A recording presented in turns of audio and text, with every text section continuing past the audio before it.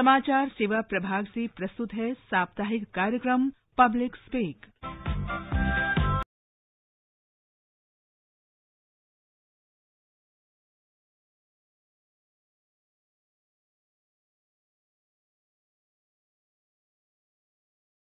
Public speak कार्यक्रम में आप सबका बहुत बहुत स्वागत। मैं हूं नवीन सक्सेना। आज के इस अंक में आपके साथ कहते हैं कि जीवन की 3 अनिवार्य आवश्यकताएं हैं, वायु, जल और भोजन, और इसके बिना मानव जीवन तो बिल्कुल भी संभव नहीं है। और इन तीनों में वायु यानी हवा सबसे ज्यादा अनिवार्य है और इसके बिना मानव का 2 मिनट भी जीवित रहना मुश्किल होगा।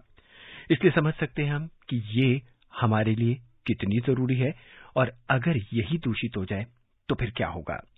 सर्दी का मौसम बेहद करीब है। वायु प्रदूषण का खतरा जो है लगातार सिर पे मंडरा रहा है।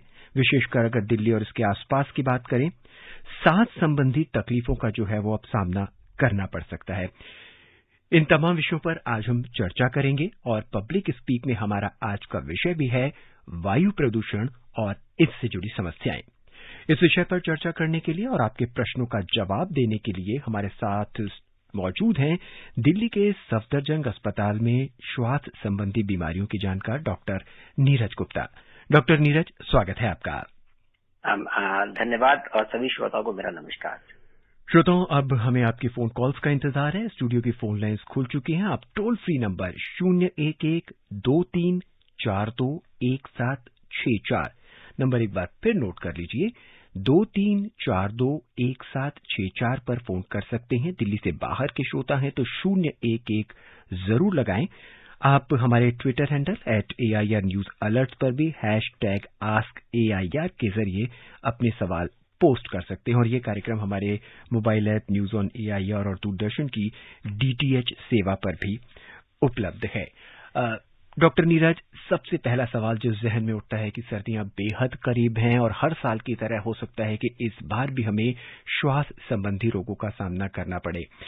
वायु प्रदूषण क्या है, क्यों हानिकारक है हमारे लिए, और इससे बचने के जो बुनियादी उपाय हैं वो क्या हो सकते हैं, हम आपसे जानना चाहेंगे। नमस्कार। ये जानना बहुत जरूरी है। आपने बात की है, वायु जीवन के लिए बहुत ही आवश्यक है और इसका साफ और शुद्ध होना अगर नहीं हो साफ और शुद्ध तो हमारे लिए नुकसानदायक हो सकती है। तो ये जानना जरूरी है कि वायु प्रदूषण क्या है, किन कारणों की वजह से होती है, उनका क्या नुकसान हमारे शरीर पे या हमारे आसपास के वातावरण पे पड़ता है और किन लोगों को वो ज्यादा परेशान करती है, और इसके अगर हमें बचना है तो उससे हमें क्या कर सकते हैं। जी। तो इसी बात को समझने के लिए पहले तो मैं आपको कुछ आंकड़े देना चाहता हूं कि ये कितनी खतरनाक चीज है वायु प्रदूषण। WHO के एक सर्वे के अनुसार, जो उन्होंने 1650 वर्ल्ड की सिटीज का मुआयना करवाया और यूएस की भी एक स्टडी हुई जिसमें 7000 सिटीज का देखा गया, तो हमारी जो दिल्ली प्रदेश है, दिल्ली है, वो नंबर 1 पे थी वायु प्रदूषण के मामले में। यानी कि यहाँ की हवा बहुत ही जहरीली मानेगी। 2016 में आपको मालूम ही था कि कितनी खतरनाक स्थिति हो गई थी जब प्रदूषण की मात्रा एक भयंकर रूप ले चुकी थी। मतलब कहना यह है कि प्रदूषण क्या है। ये प्रदूषण क्या है? जो हमारे वातावरण में, यानी कि हवा जिसमें हम श्वास ले रहे हैं, उसके अंदर कुछ ऐसे पदार्थों का सम्मिलन या मिश्रण हो जाना जो कि हमारी सेहत के लिए, और जो व्यक्ति या जो भी लिविंग वस्तु जिनको हम बोलते हैं, चाहे वो प्लांट्स हो चाहे वो एनिमल हो, उन सब के लिए नुकसान करती है। केवल उन्हीं के लिए नहीं, वो सेहत के अनुसार ही नहीं, लेकिन वो हमारे क्लाइमेट को भी नुकसानदायक होती है और हमारी जो बनाई हुई वस्तुएं हैं, वातावरण की जो वस्तुएं हैं, उनको भी काफी नुकसान पहुंचा सकती है। क्या होता है ये पोल्यूशन एक्चुअली में हमारे जो हवा है उसके अंदर कुछ ऐसी चीजें जिसमें गैसेस होती हैं, गैसेस जैसे कि जो हमारे जलने से जो प्रोड्यूस होती हैं gases, carbon dioxide, carbon monoxide, ammonia, sulphur dioxide, nitrous oxide, methane, यानी कि इतनी सारी गैसेस हैं जो नुकसानदायक होती हैं और जो हमारे इंडस्ट्री से, हमारी जलाने वाली कार्रवाई की वजह से, बहुत चीजों की वजह से उसमें वो ऐड हो सकती हैं। इसके अलावा पार्टिकुलेट मैटर होते हैं, जैसे कि जो हम लोग कोयला जलाते हैं तो उसमें से जो पार्टिकल्स निकलते हैं, कोल के कण होते हैं, डीजल के जो कण होते हैं, ऐसे डस्ट के पार्टिकल्स होते हैं, वो भी कण उसमें शामिल हो जाते हैं। और कुछ ऑर्गेनिक और इनऑर्गेनिक भी चीजें इसमें शामिल हो सकती हैं। तो इन सब से कलेक्टिवली हमारी जो एयर की जो क्वालिटी है वो धीरे धीरे खराब हो जाती है। उस खराब के भी कुछ मापदंड होते हैं जो उनको जज करने के लिए होते हैं। उन मापदंडों में जैसे कि आपने सुना होगा पार्टिकल जिनका साइज होता है PM 2.5 माइक्रोन बोलते हैं या 10 माइक्रोन बोलते हैं। 10 माइक्रोन का मतलब होता है वो कण जो जैसे कि कोल या किसी डस्ट या चीज के निकलते हैं, जो पार्टिकुलेट होते हैं, जिनका साइज लगभग 10 माइक्रोन या उससे नीचे होता है। और कुछ ऐसे कण जो बहुत ही बारीक होते हैं जिनको 2.5 कहते हैं। ये जो 2.5 माइक्रोन साइज के जो कण होते हैं वो हमारे श्वास की प्रक्रिया के साथ हमारी फेफड़े की अंदरूनी सतह तक पहुंच जाते हैं और वहां पे नुकसान करते हैं। अब इनका नुकसान नेचुरली जहां जहां एक्सपोजर होगा, जिन जिन वस्तुओं पे इसका होगा उन पर प्रभाव पड़ेगा। हम चूंकि श्वास की क्रिया कर रहे हैं तो हमारी जो सांस की नलकियां हैं, सांस के रास्ते हैं, जैसे कि नाक, कान, गला है या फेफड़े की धमनियां हैं, उन सब तक इसका प्रभाव पहुंचता है। इसी प्रकार जैसे कि आंखें हैं, चमड़ी है, जो कि इससे संबंध या इससे संपर्क में आते हैं, तो उन पे भी इसका बुरा प्रभाव पड़ सकता है। और यही नहीं, 3 ऑर्गन जो सबसे ज्यादा इफेक्ट होते हैं उनमें से एक सांस यानी कि फेफड़े, दूसरा हमारा हृदय जो है उस पे भी उसका बहुत प्रभाव पड़ता है, और तीसरा इसमें कैंसर की बनने की संभावना बढ़ जाती है। और ये प्रभाव केवल बड़ों पे नहीं, बच्चों में भी पड़ता है। आंकड़े कहते हैं कि विश्व में साल भर में लगभग 70 लाख मृत्यु और इंडिया में अकेले 20 लाख मृत्यु प्रति वर्ष केवल पोल्यूशन के द्वारा किए गए सांस के रोगों की वजह से हो रही है। तो आप ये मान सकते हैं कि कितना खतरनाक या भयंकर इसका प्रभाव रहता है। इसके साथ साथ अगर हम इसका प्रभाव बच्चों पे देखें, स्पेशली जो बहुत छोटे यानी कि 5 साल से कम उम्र के बच्चे होते हैं, उन पे भी इनका प्रभाव बहुत ज्यादा खराब होता है। ये मानने में आया है कि लगभग 2 करोड़ बच्चों पे इसका प्रभाव नुकसानदायक हो चुका है या हो रहा है प्रतिवर्ष। इसका मतलब ये होता है कि न केवल उनके फेफड़े में उनकी संरचना पे भी इसका प्रभाव पड़ता है। फेफड़े की जो संरचना होती है उसकी जो बनावट और उसकी जो ग्रोथ होती है वो लगभग 8 वर्ष तक की उम्र तक हो सकती है। तो अगर इससे पहले हमारा एक्सपोजर होता है तो उसकी ग्रोथ पर भी इसका प्रभाव पड़ता है। और इसके अलावा यही नहीं कि केवल प्रभाव शारीरिक बल्कि मानसिक रूप के भी पड़ता है। बच्चों में उनका IQ कम हो सकता है, उनका इम्यूनिटी कम हो सकती है, उनमें डिप्रेशन की स्थिति आ सकती है, और यही प्रभाव अडल्ट पे भी पड़ता है। तो आपको मतलब मैं डराना चाहता हूं कि एयर पोल्यूशन कितना खतरनाक है। सुप्रीम कोर्ट में लास्ट 2019 में एक जजमेंट के दौरान ये बोला गया था कि इतनी खतरनाक स्थिति है दिल्ली में पोल्यूशन की कि इससे अच्छा तो एक्सप्लोजन करके ही मर जाते। तो आप उससे मान सकते हैं कि हम किस प्रकार के वातावरण में सांस ले रहे हैं। डॉक्टर नीरज, क्या कारण हो सकते हैं इसके बारे में भी जानना आवश्यक है जी, है ना। ये कारण क्या होते हैं दिल्ली में, अगर आपने कभी ध्यान दिया हो तो मार्च से लेकर अक्टूबर तक एक मौसम रहता है और अक्टूबर से मार्च तक का दूसरा मौसम रहता है। डॉक्टर नीरज, चर्चा हम इसमें हम अभी जारी रखेंगे। एक श्रोता हमारे बहुत देर से इंतजार कर रहे हैं दिल्ली से, नीरज, पहले उनकी बात सुनते हैं। हाँ जी। नीरज जी, स्वागत है आपका कार्यक्रम में। जी नमस्कार सर, मैं नीरज मंगोल बोल रहा हूँ। जी कहिए। सर मेरा एक सिंपल सा क्वेश्चन है कि लोग बात कूड़ा इकट्ठा करके जिस प्रकार उसमें आग लगा देते हैं, उन्हें समझाते हैं तो कुछ तो समझ जाते हैं लेकिन कुछ नहीं समझते जी। तो उनके खिलाफ हम क्या एक्शन उठा सकते हैं, और अगर कुछ एक्शन उठाए तो उनके खिलाफ कोई सजा का प्रावधान है? जी डॉक्टर नीरज, ये आमतौर पर देखा गया है, घरों के बाहर कूड़ा इकट्ठा कर देते हैं, उसे एक जगह ले जाके उसको जला दिया जाता है और वो कहते हैं भी कूड़ा तो जल गया, अब इससे थोड़ा ना कोई पॉल्यूशन होगा। ये बहुत एक सामाजिक समस्या ये बहुत बड़ी एक गलत भावना है। एक्चुअली में ये तो एक क्राइम है, आप जला नहीं सकते हैं। जैसे कि अभी मैं चर्चा करने ही जा रहा था कि किन कारणों से ये प्रदूषण होता है, और इन प्रदूषण के कारणों में सबसे एक मुख्य कारण ये जलाना है। हम लोग जो जलाते हैं अपनी, जैसे कि कुछ लोग सर्दियों में अक्सर लकड़ी या जो उपला जलाते हैं जिसके कारण थोड़ी सी आग पैदा करने के लिए या फिर खाना बनाने के लिए, वो वो बहुत नुकसानदायक होती है। मजेदार बात यह है कि पोल्यूशन को आप इंडोर या आउटडोर दो चीज में भी डिवाइड कर सकते हैं। इंडोर का मतलब होता है अगर हम ये सोचें कि अगर हम घर के अंदर हैं और सुरक्षित हैं, यहाँ पोल्यूशन नहीं है, तो ये हमारी एक गलत धारणा है।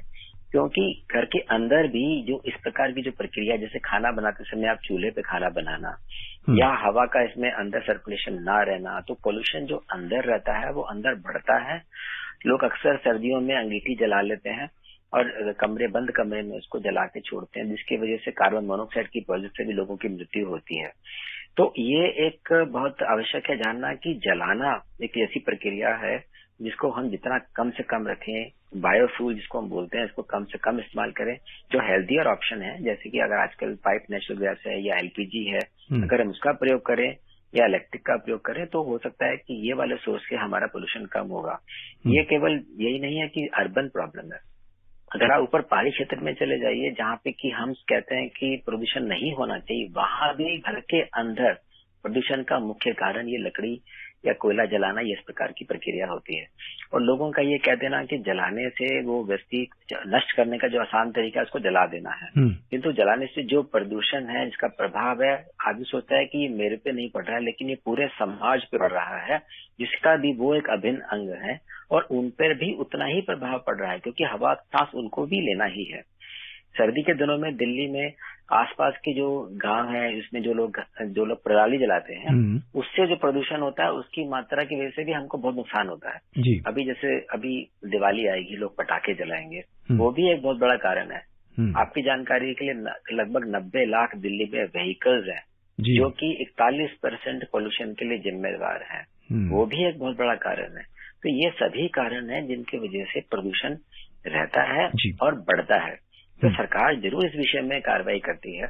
आज आप अगर कोई जलाता है, उसकी कंप्लेन करें तो उसके अगेंस्ट कानूनी कार्रवाई की जा सकती है। आप जला नहीं सकते हैं, उसके लिए डिस्पोजल के लिए सरकार ने तरीके बनाए हैं। उसको कैसे हम इसको खाद में कन्वर्ट कर सकते हैं, ऑर्गेनिक या जो इस प्रकार के जो डिस्पोजल की वस्तु होती हैं जिनको हमें इंसिनरेट करना होता है, उसका भी तरीके बनाए गए हैं। तो आप अवॉइड करें, जितना आप अवॉइड करेंगे आप अपना ही नहीं, मतलब औरों का ही नहीं, अपना भी उतना ही भला कर रहे हैं। यानी कि अगर आप पत्तियां सूखी जलाते हैं या कूड़ा करकट आप जलाते हैं तो उससे नुकसान ही हो रहा है, फायदा नहीं हो रहा है। बिल्कुल, उससे नुकसान हो रहा है। देखिए, दो तरह के नुकसान है। एक तो वातावरण को आप प्रदूषित कर रहे हैं, दूसरा वो जो पत्तियां थी अगर हम उसको हम कंपोस्ट बनाने में प्रयोग में लाए तो वो जो मिनरल्स थे जिनसे वो उत्पन्न हुए थे वो वहीं वापस विलीन हो जाएंगे, यानी कि अपनी मिट्टी में वापस शामिल हो जाएंगे, तो जमीन की शक्ति भी बढ़ाएंगे और आपके लिए खाना भी प्रोड्यूस करने में सहायक होंगे।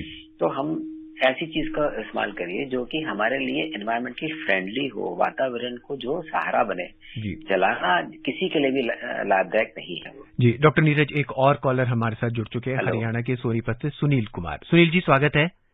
हाँ जी, नमस्कार सर। नमस्कार सुनील जी, क्या जानना चाहते हैं? जी, मैं ये जानना चाहता हूँ, डॉक्टर साहब को भी नमस्कार जी। जी, मेरा ये सवाल था सर कि मैं सुबह सुबह जब जाता हूँ दिल्ली के एनसीआर यानी कि कुंडली इंडस्ट्री एरिया के लगभग में हूँ मैं ईसा मिल से, तो मैं जब सुबह सुबह जाता हूँ ताकि सर आंखों में मिर्ची की तरह लगता है सर, और इसके बचने के लिए क्या तरीका उपाय है जो सर मैं परेशानी से बच सकूं सर? जी सुनील जी, हम डॉक्टर साहब से अभी बात करते हैं। हमारा तकनीकी लाइन हमारी जो है थोड़ी सी भी डिस्टरबेंस आ रही है, हम आपके बात उनसे कराते हैं। इस बीच हम अपने सुनने वालों को बता दें कि अगर आपने अभी ट्यून किया है तो आप सुन रहे हैं पब्लिक स्पीक कार्यक्रम। इसमें हम बात कर रहे हैं वायु प्रदूषण और इससे होने वाली बीमारियों और रोकथाम के उपायों पर चर्चा कर रहे हैं। आपके सवालों का जवाब दे रहे हैं दिल्ली के सफदरजंग अस्पताल में श्वास संबंधी बीमारियों के जानकार डॉक्टर नीरज गुप्ता। ये कार्यक्रम हमारे mobile app news on AIR और दूरदर्शन की DTH सेवा पर भी उपलब्ध है। डॉक्टर नीरज, इस बीच एक कॉलर है, उन्होंने जानना चाहते हैं, वो कहते हैं जब मैं सुबह वॉक करने के लिए निकलता हूं तो मेरी आंखों में बहुत मिर्ची लगती है, क्या ये भी प्रदूषण के कारण ही है? जी, अभी अगर आप एयर क्वालिटी अगर चेक करेंगे तो वो भी लगभग 200 और 300 से ऊपर है जी। इसका मतलब है कि हमारी जो आंख में धुआं या पार्टिकल्स, ये जो कण हैं, ये इसको इरिटेट कर रहे हैं, नाक में इरिटेट कर रहे हैं, गले में इरिटेट कर रहे हैं, तो ये हमारे लिए नुकसानदायक है जी। अगर ये उस समय वॉक करें जिस समय थोड़ा पोल्यूशन कम होगा, क्योंकि सर्दी में क्या होता है कि सुबह के टाइम जो सतह होती है जमीन की, वो ठंडक की वजह से धुआं सारा नीचे सेटल हो जाता है। अगर थोड़े बाद ये पश्चात अगर निकले तो संभव है कि थोड़ा धुआं कम होगा जी। और जितने बुजुर्ग हैं उन लोगों को तो स्पेशली ये एडवाइस की जाती है कि आप अगर थोड़ा सा सनराइज हो जाए तो उसके बाद ही निकलें। एक तो स्मॉग की वजह से विजिबिलिटी भी कम होती है, तो एक्सीडेंट्स या गिरने के नुकसान भी नहीं होंगे, और दूसरा थोड़ा हवा भी थोड़ी सी जब गर्म होने का ऊपर उठेगी तो वातावरण थोड़ा सा सहने लायक हो जाएगा। जी डॉक्टर नीरज, हम अक्सर AQI की बात करते हैं, वायु गुणवत्ता सूचकांक की बात करते हैं, तो क्या मिनिमम वायु गुणवत्ता सूचकांक ऐसा है कि जो हमारे लिए, समाज के लिए, व्यक्तियों के लिए एकदम सही है? इसमें WHO ने जो नए पैरामीटर्स बनाए हैं उसमें पार्टिकल 2.5 और पार्टिकल 10 के हिसाब से बनाया है। 2.5 वाला जो लगभग 60-66 के आसपास रहना चाहिए, और पार्टिकल 10 जो है वो 100 माइक्रोन के आसपास, माइक्रोग्राम के पास रहना चाहिए। तो डॉक्टर नीरज, देखा गया कि ये आमतौर पे बहुत बड़ा हुआ होता है ये तो। जी, तो वो जो हम कैटेगरी में डिवाइड करते हैं, तो 200 से 300 उसको हम पुअर क्वालिटी मानते हैं, 300 से ऊपर वेरी पुअर मानते हैं, 300 से 400 के बीच में मतलब डेंजरस मांगते हैं और सीवियर हो जाती है, और 400 से ऊपर यानी कि 500 जब क्रॉस करती है तो उसको हजार्डस बोलते हैं। यानी कि वो इतनी खतरनाक होती है कि वो उसमें सांस लेना एक गैस चैम्बर के बराबर है जी। मतलब उस पे भी अगर आप माने तो सोचें कि आप लगभग 45 से 50 सिगरेट डेली पी रहे हैं, उसका एक्सपोजर का मतलब ये होता है। डॉक्टर नीरज, चर्चा करते हैं। एक और कॉलर हमसे जुड़ चुके हैं हरियाणा से, सुभाष। सुभाष जी, स्वागत है आपका। हेलो। हाँ सुभाष जी, स्वागत है आपका पब्लिक स्पीक कार्यक्रम में। जी नमस्कार। और सर को भी नमस्कार। हाँ नमस्कार जी। सर मैं जानना चाहूंगा कि गांव में टायर वगैरह जला देते हैं, क्योंकि टायर का जलना और बहुत उसमें कार्बन डाइऑक्साइड हमारे हिसाब से तो बहुत ही ज्यादा ही निकलता है वो, और चूंकि वो वायु की गुणवत्ता को बहुत ही नुकसान करता है, तो कहाँ तक वो जलाना मतलब वो सही है? एक चीज और सर कि वायु गुणवत्ता सुधारने के लिए आम जनमानस की क्या मतलब रोल होते हैं, क्योंकि आम जनमानस का रोल बहुत इम्पोर्टेंट हो बिगाड़ने में और सुधारने में भी, तो जागरूकता के लिए आप क्या कहेंगे सर? मैं धन्यवाद ही जानना चाहूँ। जी डॉक्टर नीरज, बिल्कुल आपने बहुत ही अच्छी बात बोली है। एक तो जो गांव में पराली जलाने का जो ये चलन है, इसके लिए सरकार काफी चेष्टा कर रही है कि लोग ना जलाएं और उसको कंपोस्टिंग के लिए दे दें, ताकि वो दोनों तरफ से फायदेमंद हो। इसका डिस्पोजल भी आसान हो जाएगा, एनवायरनमेंट को नुकसान नहीं करेगा, और कुछ यूजफुल चीज यानी कि खाद भी इससे बन पाएगी। लेकिन जनता जो है आसान माध्यम ढूंढती है, और गवर्नमेंट की कोशिश अभी थोड़ी सी इसमें इतनी कामयाब नहीं हो पाई है। किंतु जागरूकता, जैसे कि ये प्रोग्राम का एक कारण ये भी है कि हम जागरूकता बढ़ाना चाहते हैं, लोगों को आगे से आगाह करना चाहते हैं कि आगे आने वाला समय जो खतरनाक आने वाला है अगले 3 महीने, तो उसमें हम किस प्रकार से अपना योगदान कर सकते हैं कि वो इतनी खराब ना हो। अगर हम कोशिश करें कि ना जलाएं, पटाखे ना चलाएं, व्हीकलर यूज कम करें, अपने आप को जागरूक रखें कि इससे हमें नुकसान हो रहा है, तो हर संभव ये संभव है कि आगे जाकर के एयर क्वालिटी इतनी खराब नहीं होगी। अब सरकार अगर इसके लिए कोशिश करे कि पहले वो स्मोक टावर्स बनाए या वाटर की स्प्रेइंग करे, या ऐसे कानून बनाए कि आप व्हीकल ना चलाएं या लॉकडाउन कर दें, तो वो कहीं ना कहीं हम लोगों को अफेक्ट करता है और हमारी जिंदगी में, हमारी रोजगारी में या हमारे किसी प्रकार से नुकसान कर रहा होता है। तो कोशिश यही होनी चाहिए कि हम ऐसा काम ही ना करें जिससे कि प्रदूषण उत्पन्न हो। डॉक्टर नीरज, अक्सर हम एयर प्यूरिफायर की बात करते हैं, और पिछले कुछ सालों से ये चलन में आ रहा है, और इसकी बिक्री भी बहुत बड़ी है कि भाई आप घर के कमरे के एक कोने में एयर प्यूरिफायर रख दीजिए या हॉल के एक जगह कोने में एयर प्यूरिफायर रख दीजिए, तो इससे वायु गुणवत्ता में सुधार आ जाएगा। क्या वाकई ऐसा संभव होता है क्या? इसमें एक्चुअली 2 तरफ से हम सोच सकते हैं। अगर एक कमरा बंद है, उसमें एयर प्यूरिफायर लगा हुआ है, तो वो कुछ समय के लिए उसकी गुणवत्ता को बढ़ाएगा, किंतु वो एक लिमिट तक ही होगा। हमने बाहर का एनवायरनमेंट तो चेंज नहीं किया है, वो वापस जैसे ही अगर हम कमरे से बाहर निकलेंगे हमारा एक्सपोजर उतना ही हो जाएगा। ये तो उसी प्रकार से है जैसे कि हम गाड़ी में बैठ के एसी में चला करके कुछ समय के लिए बचे रह सकते हैं, किंतु जैसे हम शीशा खोलेंगे या बाहर निकलेंगे हमें इक्वल एक्सपोजर होगा। तो पहला तो ये है कि हम लोग की जो प्रोडक्शन है इस प्रकार के कारण है उनको हम कम करें।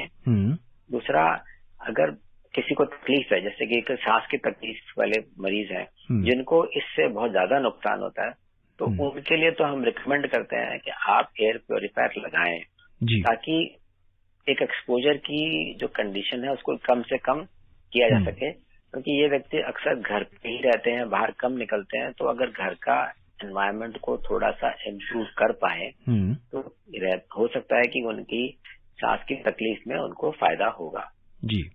किंतु एक परमानेंट इलाज नहीं है ये, और वो बहुत जल्दी चोक हो जाते हैं क्योंकि गुणवत्ता बढ़ाने के लिए जो काम करने के फिल्टर हैं वो भी एक कुछ समय में काम कर पाएंगे। 24 घंटे तो फिल्टर फिर भी काम नहीं करेगा तो बहुत जल्दी खराब भी होंगे, तो उसके मेंटेनेंस पे भी बहुत कुछ निर्भर करता है। उत्तर प्रदेश के बलरामपुर से रिंकी तिवारी जी अपने प्रश्न के साथ हमसे जुड़ चुके हैं अपनी जिज्ञासा के साथ। रिंकी जी, स्वागत है आपका। के लिए बहुत बहुत धन्यवाद। नवीन सर नमस्ते। जी नमस्कार। और आपके साथ एक सर थे, उन्हें मेरा नमस्ते। जी रिंकी जी नमस्कार। जी सर, जैसे कि अभी मुझे पता चला कि आप वायु प्रदूषण से रिलेटेड बातें कर रहे हैं, तो सर मैं ये जानना चाहती हूँ कि ये बहुत अच्छा, मतलब आप जो प्रोग्राम कर रहे हैं अच्छा है।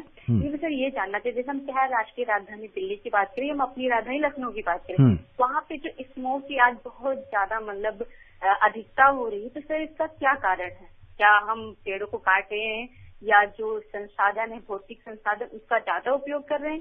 इसका कारण क्या है? धन्यवाद। डॉक्टर नीरज, इस प्रश्न के साथ मैं एक और सवाल जोड़ना चाहूंगा जी। आजकल वातानुकूलित संयंत्र यानी कि अगर रेफ्रिजरेटर की बात करें, एसीज की बात करें, ये बहुत ज्यादा हो रहे हैं। अगर आप किसी ऑफिस की बात करें, अगर उसमें 20 कमरे हैं तो 20 एसी सुबह ऑन हो जाते हैं। तो मैं एक छोटी सी बात बता रहा हूं, ये कितना प्रदूषित कर रहे हैं हवा को?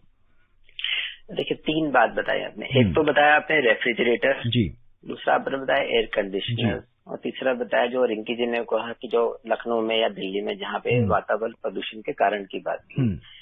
कारण जो है मेन में जो मुख्य कारण है उसमें इसको हम 2 भाग में भाग कर सकते हैं। एक तो जो चलित है और एक जो है जो स्थिर है जी। स्थिर वाले वो कारण होते हैं जैसे कि आप पराली जलाते हैं, लकड़ी जलाते हैं, कोयला जलाते हैं, इंडस्ट्रीज हैं, वो जहाँ से गैसेस निकलती है या पार्टिकल मैटर निकलता है, तो जहाँ पर जैसे कोल थर्मल पावर प्लांट्स हो सकते हैं, उस प्रकार के जो ये यूज करने वाले हैं वो पार्टिकुलेट मैटर और गैसेस को प्रदूषण करते हैं जी। चलित वाले वो हो गए जिस प्रकार के मोटर व्हीकल्स हो गए, कंस्ट्रक्शन एक्टिविटीज होती हैं, वहाँ जो कूड़ा ले जा रहे हैं, धुआं जो फैला रहे हैं, गैस पैदा कर रहे हैं, तो इस प्रकार से प्रदूषण होते हैं। तो ये तो वो कारण हो गए। रेफ्रिजरेटर में क्या होता है कि उसमें एक गैस होती है जी। वो जो गैस होती है वो ओजोन को डिप्लीट करने का कार्य करती है, और ओजोन के डिप्लीट करने से हमारे जो आप जानते ही हैं कि थर्मल जो टेम्परेचर बढ़ने शुरू हो जाते हैं सिटीज के, और भी उसमें नुकसानदायक चीजें पैदा होती हैं। और एयर कंडीशनिंग का क्या होता है कि वो कमरे की एयर को रिसर्कुलेट करता है, वो एक क्लोज एनवायरनमेंट में काम करता है। उसका काम होता है कि कमरे का टेम्परेचर को कम करना। लेकिन अगर कमरे में एयर पोल्यूटेंट्स हैं या पार्टिकुलेट मैटर है, वो रिसर्कुलेट होता है। जहां तक टेम्परेचर है वो कमरे का टेम्परेचर तो कम रहा है, लेकिन एनवायरनमेंट का टेम्परेचर बाहर जरूर गर्म कर रहा है। तो इस तरह का थर्मल पोल्यूशन भी कर रहा है, जिससे कि एनवायरनमेंट पे इम्पैक्ट होता है। तीसरा, जो रिंकी जी ने कहा कि क्या पेड़ वेड़ नहीं लगाए गए थे या कुछ लगाने से फर्क पड़ेगा, ये एक बहुत मुख्य कारण है। हमारे पेड़ ना होने की वजह से एक तो एनवायरनमेंट ड्राई एंड हॉट हो गया, दूसरा इसमें जो क्षमता थी एयर को प्यूरिफाई करने वाली वो भी हमने इरेडिकेट कर दिया। तो गवर्नमेंट ने एक प्रोजेक्ट बनाया है जिसमें कि अरावली से गुजरात तक की जैसे कि एक बेल्ट गई है जो कि लगभग 1600 किलोमीटर लंबी और 5 किलोमीटर चौड़ी है। उसमें वो 10 बिलियन करीब चाहते हैं कि हम पौधे लगाएं, जिससे कि इस एनवायरनमेंट को कॉरिडोर को चेंज करके नॉर्थ इंडिया में इसको कुछ प्रदूषण को कुछ कम करने का कोशिश की जा सके। तो हर संभव प्रयास करना चाहिए कि आप अगर पेड़ लगाएं या हम फॉरेस्ट लगाएं या इनकलकेट करें हैबिट की हम जो कि ज्यादा से ज्यादा पेड़ लगा पाए, तो हम एनवायरनमेंट में जरूर चेंज ला सकते हैं। जी, दिल्ली से ब्रिजमोहन अपने सवाल के साथ काफी देर से इंतजार कर रहे हैं। आइए उनकी जिज्ञासा, उनका प्रश्न सुनते हैं। ब्रिजमोहन जी, स्वागत है आपका। हेलो। हाँ ब्रिजमोहन जी। ब्रिजमोहन जी, आपकी आवाज साफ नहीं आ रही है, आप क्या जानना चाहते हैं? मास्क जी जी जी जी डॉक्टर नीरज का प्रश्न है जो कि बड़ा आज की तारीख में बड़ा रेलेवेंट है कि अगर हम लोग बच नहीं सकते तो हम क्या प्रिकॉशन ले सकते हैं। जी बिल्कुल। उस प्रिकॉशन लेने में आजकल जैसे कोविड के टाइम पे लोगों ने सीखा कि मास्क लगाने से हम वायरस को ट्रांसमिशन को रोकते हैं। वो इसलिए कारण रोकते हैं क्योंकि वायरस का पार्टिकल बहुत छोटा होता है और अच्छा फिटिंग मास्क होता है, तो उससे हमें प्रोटेक्शन मिलती है। यही प्रोटेक्शन हमको एनवायरमेंट में जो पार्टिकुलेट मैटर है, जो पॉल्यूशन है, उससे भी मिल सकती है। अगर हम बाहर निकलना हमारे लिए आवश्यक है तो कोशिश करें कि मास्क लगाएं। इससे कम से कम आप अपने सांस के रास्ते को प्रोटेक्शन दे सकते हैं, लेकिन ये प्रोटेक्शन केवल पार्टिकुलेट मैटर तक ही सीमित है। ये आपको गैस से नहीं बचा सकती है, यानी कि कार्बन डाइऑक्साइड, कार्बन मोनोऑक्साइड वगैरह तो अभी भी पेनिट्रेट करके इससे अंदर जाएंगी, उससे प्रोटेक्शन नहीं मिलेगी। हाँ, पार्टिकुलेट मैटर से जरूर मिलेगी, और जो सांस के रोगी हैं उनमें अटैक होने की संभावना कम कर देगी। डॉक्टर साहब, अब मास्क की बात करते हैं। अब यहाँ पर जो है आमतौर पर किस तरह का मास्क हमारे को यूज करना चाहिए अगले 2-3 महीने में, जबकि सर्दी पूरी तरह से बढ़ चुकी होगी और वायु संबंधी जो प्रदूषण है उसका खतरा ज्यादा होगा? क्या हमारे को वही N95 या सर्जिकल मास्क? देखिए, N95 मास्क लगाना थोड़ा सा टफ होता है। वो जरूर 95% पार्टिकल को रोकने की क्षमता रखता है, लेकिन उसमें एयर रेजिस्टेंस ज्यादा होता है, और अगर बाहर बहुत ज्यादा पॉल्यूशन है तो उसमें थोड़ी सी लोगों को सांस लेने में डिफिकल्टी उत्पन्न करती है। लेकिन जो ट्रिपल लेयर मास्क है, सर्जिकल मास्क है, वो इतनी डिफिकल्टी पैदा नहीं करता और कुछ हद तक आपके पार्टिकल मैटर को रोक सकता है। तो और कुछ नहीं तो कम से कम सर्जिकल मास्क अवश्य लगाएं। इस मौसम में कम से कम कोशिश करें बाहर निकलने की। जो स्पेशली जो व्यक्ति जिनको सांस के रोगी हैं या जो हृदय रोगी हैं या जिनकी उम्र बड़ी है या जो बहुत छोटे बच्चे हैं, उनको जितना आप बचा सकते हैं उतना आप बचाइए। जी डॉक्टर साहब, अगर आज की इस चर्चा को हम कंक्लूड करें तो आप क्या सजेशन देना चाहेंगे वायु प्रदूषण रोकने के लिए, और इससे हम अपने आप को बचा सकते हैं आने वाले महीनों में? देखिए, एज ए ह्यूमन हमारा ये कर्तव्य बनता है कि हम अब जिस एनवायरनमेंट में हम रह रहे हैं उसको सुरक्षित अपने और दूसरों के लिए बना के रखें। तो आवश्यक है कि हम ऐसे कार्य ना करें जिससे कि वायु प्रदूषण होता है, यानी कि जलाना, मोटर व्हीकल चलाना या ऐसी भी एक्टिविटी करना जिससे कि प्रदूषण हो सकता है। और दूसरी, अगर हमें अपने आप को बचाना है तो एक्सपोजर से बचिए, मास्क लगाइए, और दूसरे व्यक्ति का भी ध्यान रखते हुए उसको भी गाइड करिए कि किस प्रकार से वो पोल्यूशन से बच सकता है।